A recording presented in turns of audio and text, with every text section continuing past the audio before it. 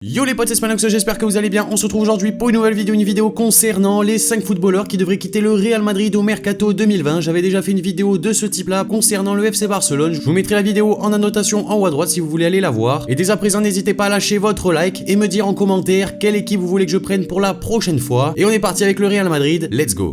Tout d'abord, j'avais envie de vous parler de Gareth Bale. Comme vous savez, Gareth Bale n'est pas franchement en odeur de sainteté du côté du Real Madrid. Il y a eu toute cette histoire autour du joueur gallois avec le golf, qui est une passion pour Gareth Bale, mais c'est vrai qu'il en a fait un petit peu trop, qu'il a dit qu'il pensait à jouer principalement avec le Pays de Galles et à jouer au golf, et pas forcément au Real Madrid. Du coup, c'est quelque chose qui a pas trop plu aux dirigeants madrilènes, et ils espèrent le faire partir soit cet hiver, soit l'été prochain. Pour cet hiver, ça va être compliqué, puisque son agent est sorti récemment en interview pour dire qu'il ne bougerait pas du Real Madrid. Mais il y a de fortes chances que l'été prochain, il quitte le club des merengues. On parle de Tottenham, également de Manchester United, même si bon, Tottenham serait clairement favori pour recruter Gareth Bale, puisque c'est un club qu'il a forcément dans son cœur, c'est là où il avait quand même explosé aux yeux de tous. Et on parle également de quelques offres en MLS, mais je pense que Gareth Bale a encore envie de prouver 2-3 petites choses avant d'aller s'enterrer dans un championnat exotique. On poursuit ensuite avec Isco. Alors Isco a vraiment du mal au Real Madrid, c'est un joueur que Zidane apprécie énormément, mais c'est vrai que c'est compliqué de le faire jouer, puisque c'est un joueur qui a pas forcément sa place dans le 11 type de Zinedine Zidane, par rapport surtout au schéma tactique du français. Isco, comme vous savez, c'est un joueur très petit, assez bon dans les petits espaces, un numéro 10 à l'espagnol, c'est-à-dire très technique, et c'est vrai qu'au Real Madrid, il joue plus avec des ailiers et des milieux de terrain relayeurs plutôt que des MOC, donc c'est difficile pour Isco de se faire une place. En tout cas, Zinedine Zidane a clairement dit à plusieurs reprises que c'était un excellent joueur, s'il pouvait, il le mettrait titulaire, mais c'est compliqué quand même, et il y a de nombreuses équipes qui sont intéressées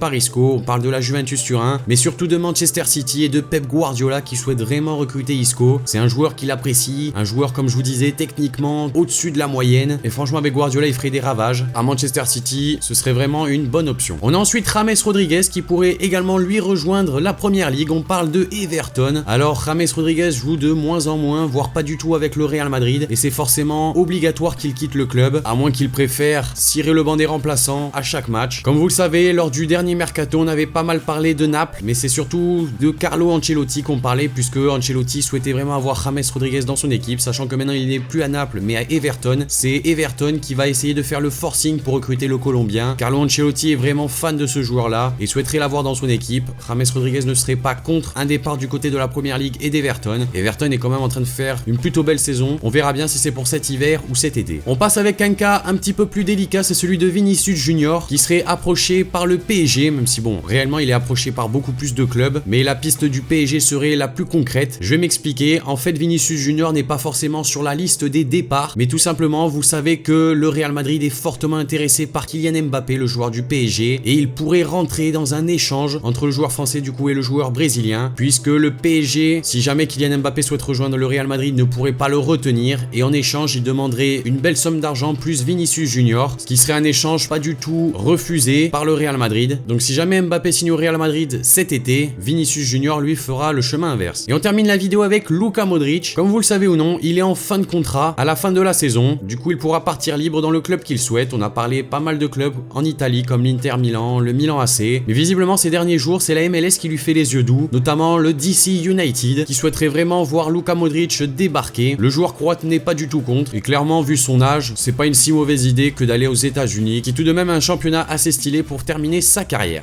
Donc voilà les amis, cette vidéo concernant les 5 footballeurs qui devraient quitter le Real Madrid au Mercato 2020 est maintenant terminée. N'hésitez pas à me dire dans les commentaires ce que vous en avez pensé de cette vidéo. Également, si vous avez lu autre chose concernant des joueurs du Real Madrid qui pourraient partir cet été ou cet hiver, n'hésitez pas à me le noter dans les commentaires. Lâchez le like si la vidéo vous a plu. Abonnez-vous si c'est pas déjà fait. Moi je vous dis à la prochaine pour une nouvelle vidéo, c'était Spanox. Allez, salut tout le monde.